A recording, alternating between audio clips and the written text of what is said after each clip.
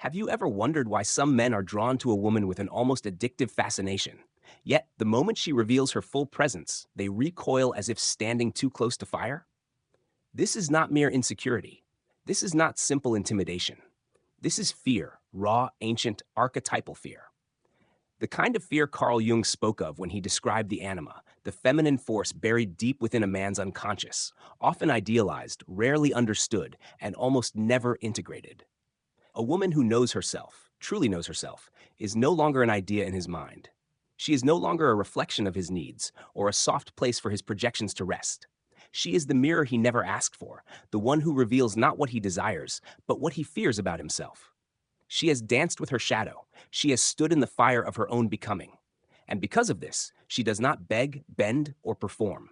She exists as she is, raw, radiant, untamed. And that is terrifying. For centuries, the collective psyche has woven an expectation around femininity, sweetness, submission, silence. A woman was to be soft, not sovereign. But the woman who knows herself violates that myth. She doesn't lean into obedience, she leans into power. Not the kind that dominates others, but the kind that refuses to be dominated. The kind of power that emerges when a woman no longer needs to be chosen to feel worthy. To a man still ruled by ego, still clinging to control, performance, and conquest. She is unknowable, and men fear what they cannot name. She doesn't demand respect, she is respect. Her boundaries are not lines in the sand, they are gates to a temple. And that temple cannot be entered by force, only by reverence. Most men never learned reverence. They were taught pursuit, possession, proving. But when a man meets a woman who no longer needs to be pursued, who chooses herself before choosing anyone else, his tools become useless. And his ego begins to tremble. This is the unspoken war within the masculine psyche. The battle between the boy who wants to be worshipped and the man who is willing to worship. And when he meets her, the woman who knows herself, he must choose which of the two he truly is. Some will run, some will collapse. Some will try to break her, not because she is wrong, but because her presence reveals every part of them still unrealized, still afraid, still small. Because here's what they don't tell you. When a woman walks in her truth, the unconscious man doesn't just see her. He sees the mother who never nurtured him, the ex who left him broken, the power he never had. She becomes a symbol, not a person. And he reacts not to her, but to every unhealed memory she stirs up by simply existing. She might say nothing. She might smile. She might sit across from him in silence. And still, he will feel it, the weight of her knowing. For she sees him, not the image he projects, not the charm, the status, the performance. She sees the wound under the armor, and nothing is more unbearable to the ego than being seen without the mask. Yet, paradoxically, this is also what he craves. Because the deeper truth is this: every man secretly wants to be broken open, to be pierced by something real. But few are willing to be undone by the very force that could free them. And so, when she enters his life, not to complete him, but to reflect him, he will either rise or retreat. She doesn't ask him to be more. She simply is more. And in her presence, his choice becomes clear: confront his own shadow or blame hers. And you, if you are this woman, you already know this dance. You've seen the eyes go wide when you speak with clarity. You've felt the shift in the air when you say no without apology. You've watched their affection turn to discomfort the moment you stop performing for approval. But you also know this: his fear has nothing to do with your worth. It is only evidence of your reflection. Do not dim to soothe him. Do not shrink so he can feel tall. A man ready for a woman who knows herself will not fear her fire. He will sit beside it, letting it burn away every illusion of who he thought he had to be. And when he sits beside her fire, truly sits, without trying to control it, tame it, or extinguish it, something ancient happens. He begins to melt, not in weakness, but in surrender, not to her, but to the parts of himself he buried long ago. This is the moment Jung referred to when he spoke of individuation, the sacred psychological process in which a man stops living from the mask persona and begins to meet his self. And ironically, it is often the presence of a deeply embodied woman that catalyzes this awakening, because she doesn't save him, she doesn't fix him. She simply is, unapologetically, fiercely, and mysteriously. And that invites him into confrontation with his truth. Her presence whispers to the lost boy within him, "Come home." But coming home means walking through the valley. It means losing the illusion of power to taste true strength. And if he accepts that invitation, if he chooses to rise into the discomfort, to face the woman not as a prize, but as a mirror, then something even rarer happens. He begins to respect her. Not because she needed to be earned, not because she played games, but because she held herself like a queen before he ever arrived. And here lies the deepest secret. A man can only truly love a woman who doesn't need his love. Because in her wholeness, he sees the possibility of his own. But not every man is ready for that mirror. Some will turn her into a lesson, some a ghost, some a regret they whisper about in silent moments long after she's gone, and some will meet her in that sacred space of soul. They will speak less, feel more, shed the armor, drop the mask, and in that rawness, in that humbling undoing, they will finally understand she was not too much, she was the call. And his fear was just the resistance to his own becoming. If this spoke to you, let it. Let it stir the sacred ache. Let it remind you, you are not here to be understood by boys hiding in men's skin. You are here to be remembered by those who are ready to meet you beyond the mind. And as Carl Jung might say, until you make the unconscious conscious, it will direct your life and you will call it fate. So let them call it whatever they need to. You keep walking as the fate they never saw coming. And years from now, he will remember her. Not because of her words, but because of her absence. Not because she begged, but because she disappeared with dignity. Not because she played a role, but because she refused to play one at all.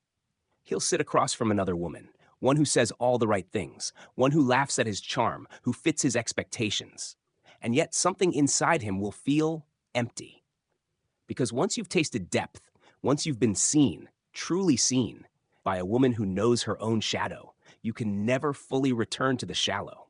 Her silence will haunt him more than her presence ever did. And no, she won't come back.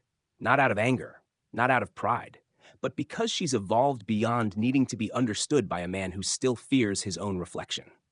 You see, this is the feminine wound most men never speak of. Not the pain of being rejected, but the pain of being remembered by a woman they never fully knew how to love. The irony?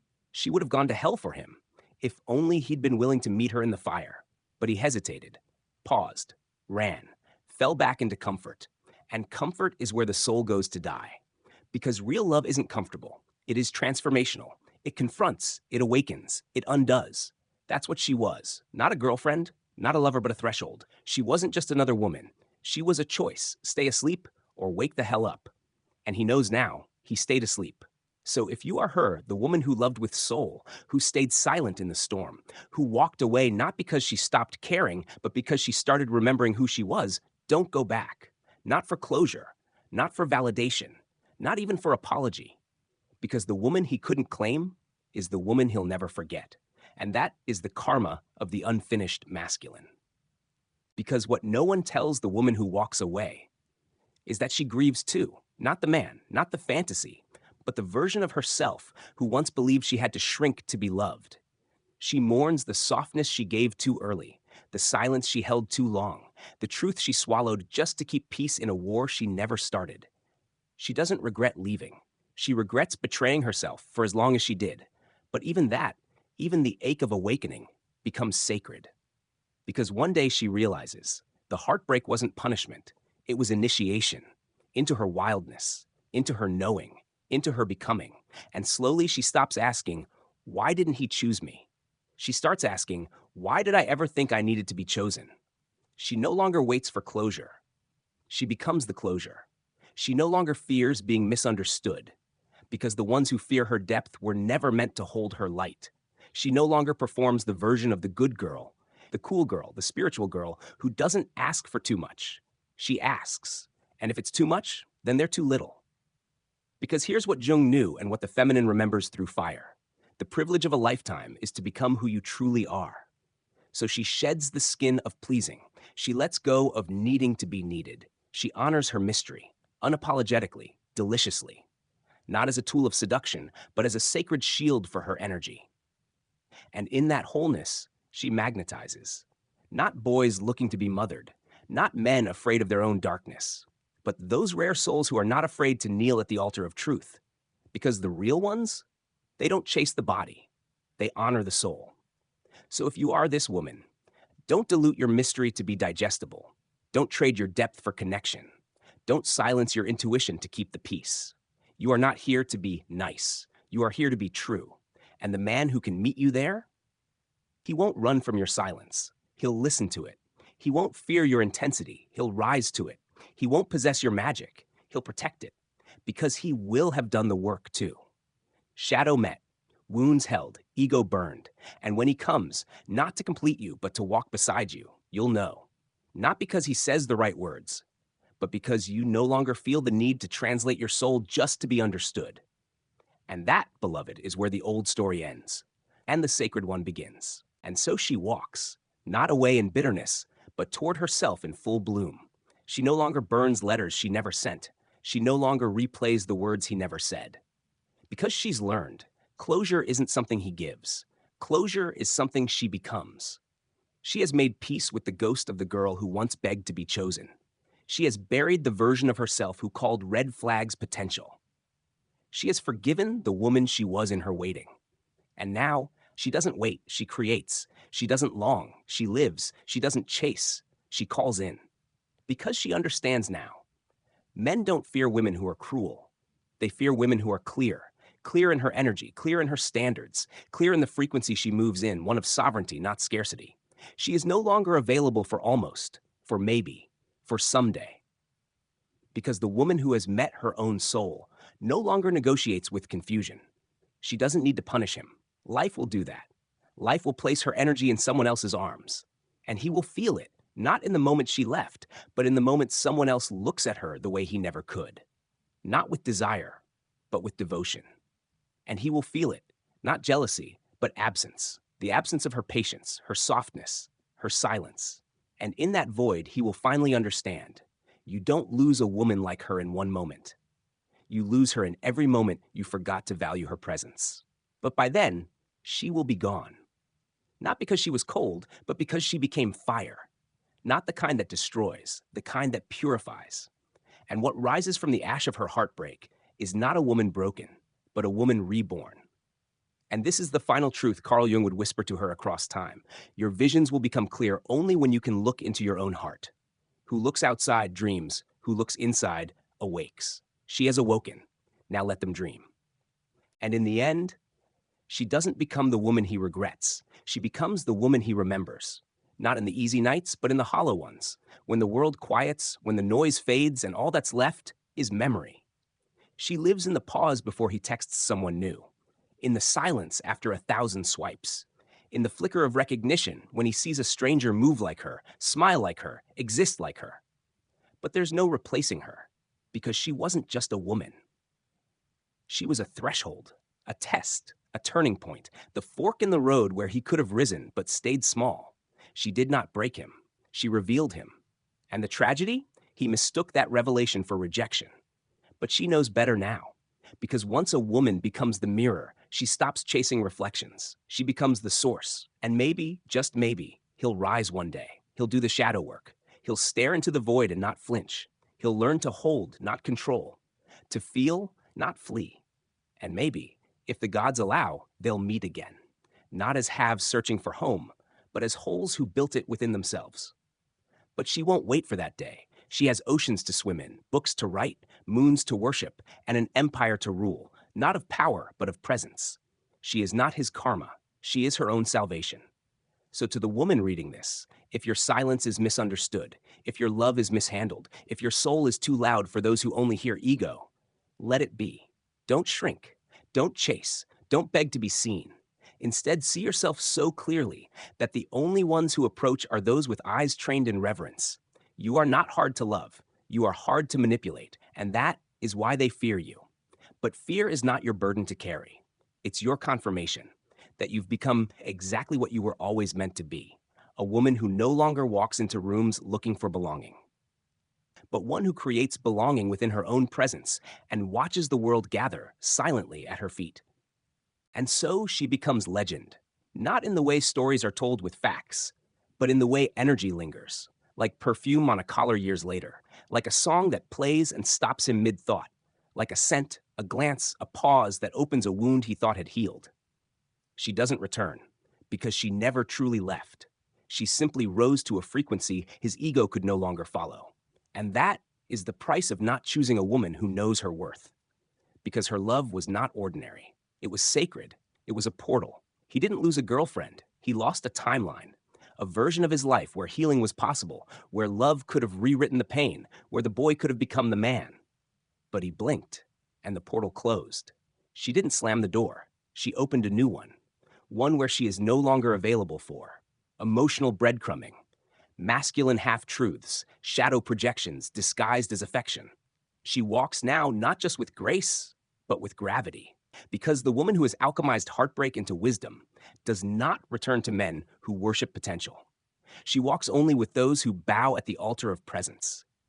And he might whisper her name in his sleep. He might smile at her memory in passing.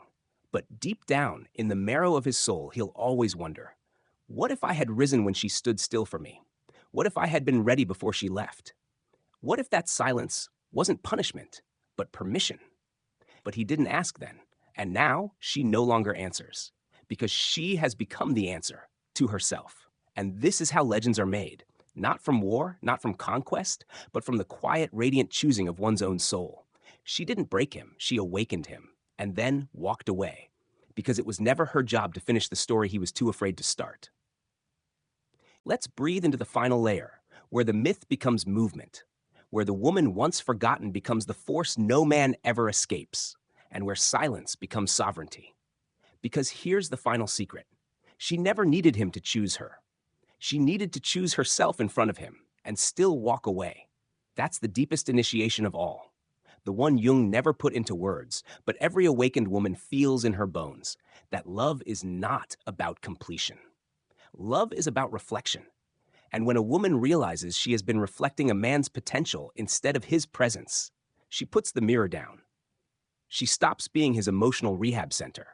She stops translating her needs into digestible pieces. She stops bleeding to prove she's soft. Because the divine feminine is not weakness dressed in patience. She is clarity wearing mystery. And no man, not the one who ghosted, not the one who gaslit, not even the one who almost loved her, none of them forget the moment she became untouchable. Because the thing about a woman who knows herself is this: she no longer asks for a seat at the table. She builds her own, made of boundaries, silence, depth, and devotion. And only those who have done their own shadow work can sit beside her without trembling. Not because she demands perfection, but because she triggers truth. And truth is terrifying to a man still addicted to illusion. So now, she writes her own rules. If it confuses her, it's a no. If it costs her peace, it's too expensive. If it doesn't honor her presence, it doesn't deserve her attention. She no longer explains herself in lowercase. She speaks in soul print, and the world listens. Because a woman like this, a woman who walks through fire and doesn't harden, who loves deeply but lets go cleanly, who opens like a wound and still rises like a prayer, she doesn't beg to be remembered. She is unforgettable. Carl Jung would call her the completed anima, the psychic embodiment of what lies dormant in every man's soul. The question is never, will he come back?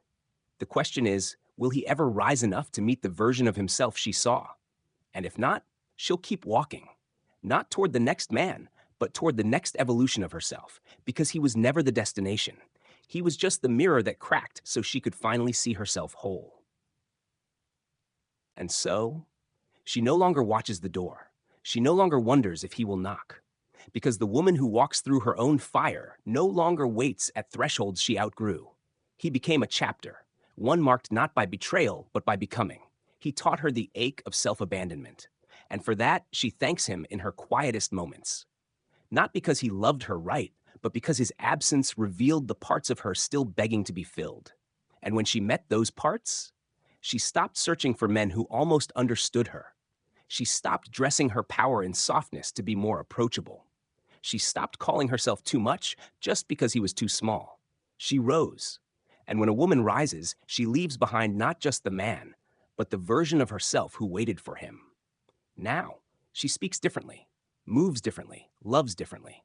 Because when you've carried your own broken heart and placed it gently back inside your chest without bitterness, You love like a woman with nothing to prove and everything to protect. And him?